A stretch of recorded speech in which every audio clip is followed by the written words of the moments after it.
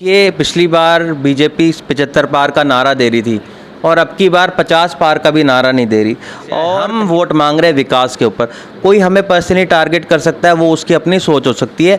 हम जो लड़ाई लड़ रहे हैं वो मुद्दे की लड़ रहे हैं, हम काम कराना चाहते हैं। कि करीब 40 से 45 वर्ष 50 वर्ष के लगभग अपने ही परिवार के पास सत्ता रही है, फिर रेवाड़ी क्यों पिछड़ा हुआ है? क्या किया, एक बाहर से एक व्यक्ति को जिसको कोसली की जनता ने नकार दिया, उसको इन्होंने रेवाड़ी भेज दिया, जिसको यहाँ के समस्याओं के बारे में नहीं पता, जो यहाँ के लोगों को नहीं जानता, जो यहाँ के रास्ते नहीं जानता। अगर मैं कहूँ कि नई आबादी जाना है आपको तो नई बस्ती पहुँच जाएंगे, उनसे अगर बोला जाएगा खड़कबाज जाना है तो खरखड़ा पहुँच जाएंगे।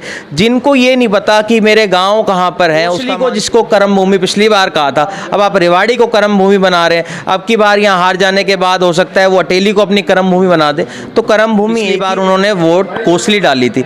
जिस व्यक्ति ने पिछली बार वोट कोसली डाली हो, ये तो रिकॉर्ड के ऊपर है, तो वो बताएं कि उन्होंने पिछली बार चुनाव लड़ने के लिए कोसली क्यों गए। कोसली के लोग ही सबसे ज़्यादा उनके खिलाफ आवाज़ उठा रहे हैं, तो ये दर्शा रहा है आने वाले समय के अंदर कांग्रेस पार्टी यहाँ प्रचंड बहुमत भी। आम आदमी पार्टी लड़ी थी सभी सीटों पे जमानत जब्त हुई थी, तो उनका कोई वजूद नहीं है हरियाणा के अंदर। वो तो हमारी कोई मजबूरियाँ होती हैं सेंट्रल लेवल के अंदर। कापड़ीवास जी मेरे रिश्तेदार हैं और मैं तो हमेशा उनका आशीर्वाद लेता रहता हूँ और उनका आशीर्वाद हमेशा मेरे साथ रहता है कि जब उनकी सरकार ही नहीं आएगी तो सीएम कौन बनेगा?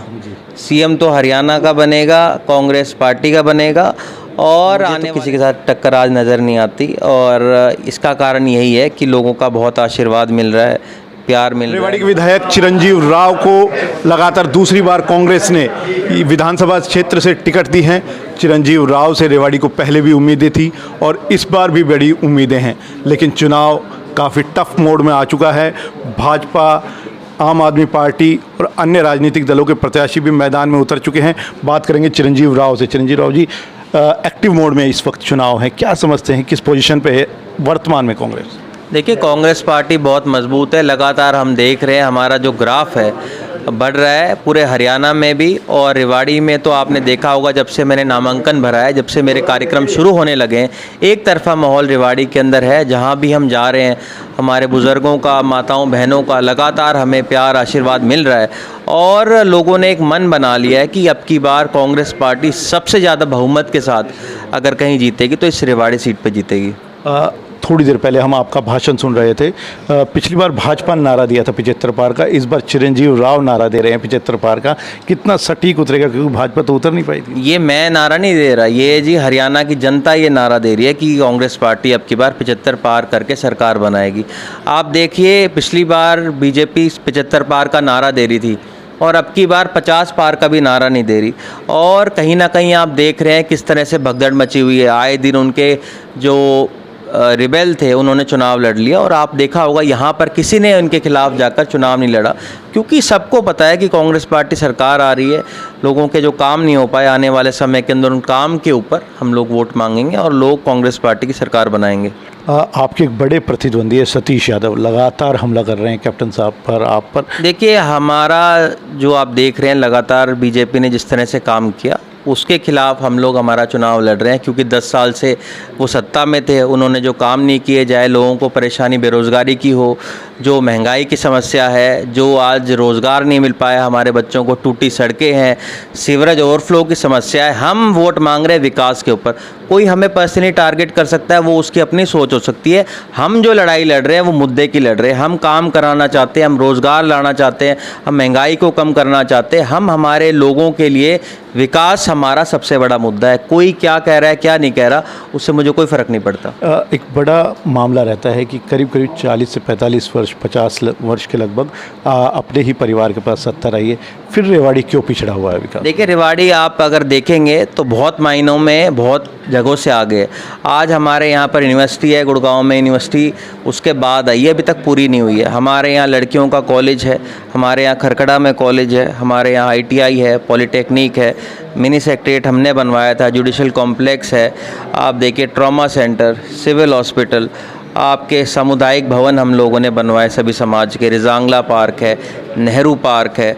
आप देखिए, जो जाल बिछाया गया नहरों का वो हमारे समय में हुआ, सब स्टेशंस बनाए गए, आपके PHC CHC हमारे समय के अंदर बनाई गई।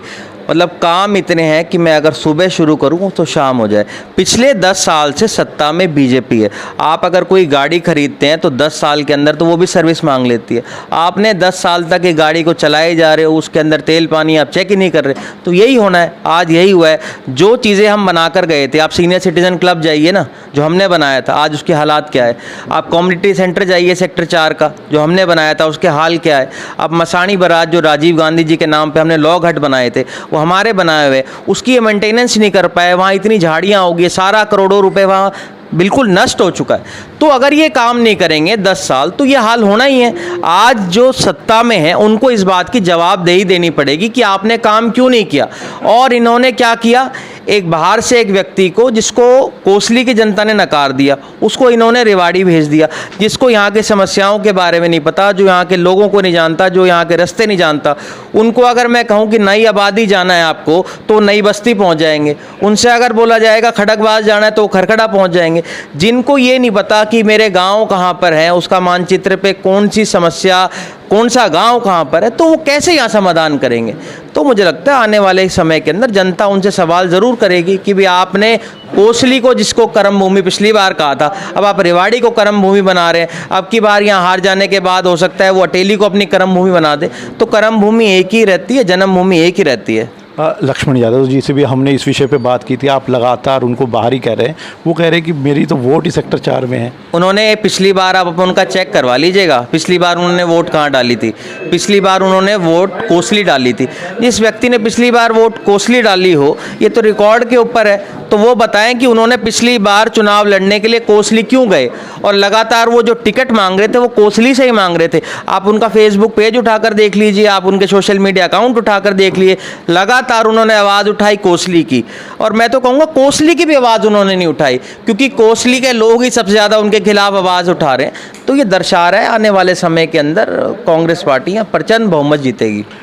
एक बड़ा राजनीतिक यक्ष प्रश्न आज खड़ा हुआ है कि अरविंद केजरीवाल को ऐन वक्त पर जमानत मिली है सुप्रीम कोर्ट से, तो केजरीवाल ने जो अपनी पार्टी के लगभग सभी सीटों पर उम्मीदवार उतारे, एक राजनीतिक कैलकुलेशन है कि आम आदमी पार्टी जहां बढ़ेगी वहां कांग्रेस को नुकसान पहुंचाएगी। आपको क्या लगता है इसमें? ऐसा कुछ नहीं है। पिछली बार भी आम आदमी पार्टी लड़ी थी सभी सीटों पे जमानत जब्त हुई थी, तो उनका कोई वजूद नहीं है हरियाणा के अंदर। वो तो हमारी कोई मजबूरियां होती हैं सेंट्रल लेवल के अंदर, दिल्ली की वजह से, कि हम लोगों ने उनके साथ गठबंधन किया था। अगर उनका कुछ होता ग्राउंड के ऊपर तो हमने उनके साथ गठबंधन किया होता। कांग्रेस पार्टी ने इसीलिए गठबंधन नहीं किया उनके साथ।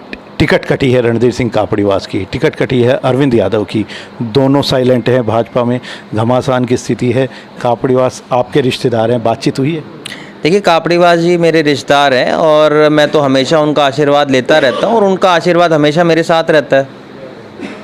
इस बार क्या लग रहा है, थोड़ा सा? उनका आशीर्वाद हमेशा मेरे साथ रहता है। कापड़ीवास जी, जैसे आपने कहा, मैंने तो नहीं कहा, वो हमारे परिवार के एक तरह से सदस्य हैं, रिश्तेदार हैं।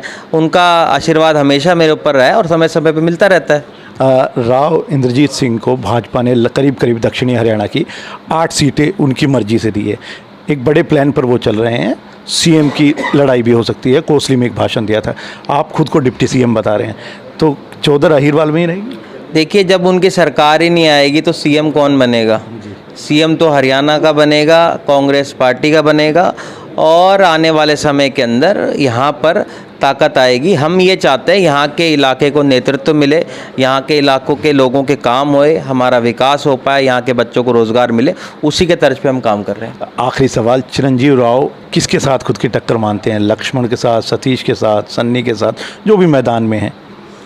मुझे तो किसी के साथ टक्कर आज नज़र नहीं आती, और इसका कारण यही है कि लोगों का बहुत आशीर्वाद मिल रहा है, प्यार मिल रहा है, लोगों के बीच में हम जा रहे हैं। और जिस प्रकार से 2019 में आपने देखा था कि यहाँ प्रचार करने के लिए सब लोग आए, अमित शाह जी आए, 3 बार हमारे मुख्यमंत्री आए, हमारे सांसद राव इंद्रजीत जी ने लगातार यहाँ प्रचार किया, आखिरी में नरेंद्र मोदी जी भी आए, उसके बावजूद भी यहाँ की जनता ने आशीर्वाद दिया, बनाकर भेजा। तो अब की बार मुझे मुकाबला किससे नहीं लगता। हमारी कोशिश ये रहेगी हमारे मार्जिन को बढ़ाएं, क्योंकि जितने ज़्यादा मार्जिन से हम जीतेंगे उतना ज़्यादा मुझे लगता है कि पार्टी आने वाले समय के अंदर मजबूत होगी। रेवाड़ी के विधायक चिरंजीव राव हमारे साथ थे। उनका साफ तौर पर कहना है कि इस बार टक्कर किसी के साथ नहीं है, लड़ाई मार्जिन की है, मार्जिन को बढ़ाएंगे। जहां तक विकास की बात है तो इस बार कांग्रेस की सरकार बनेगी। खुद को डिप्टी सीएम पहले ही बता चुके हैं, तो विकास के भी दरवाजे रेवाड़ी के लिए खोलने का पूरा वादा कर रहे हैं। दस्तक हरियाणा के लिए के यादव के साथ अमित सैनी की रिपोर्ट।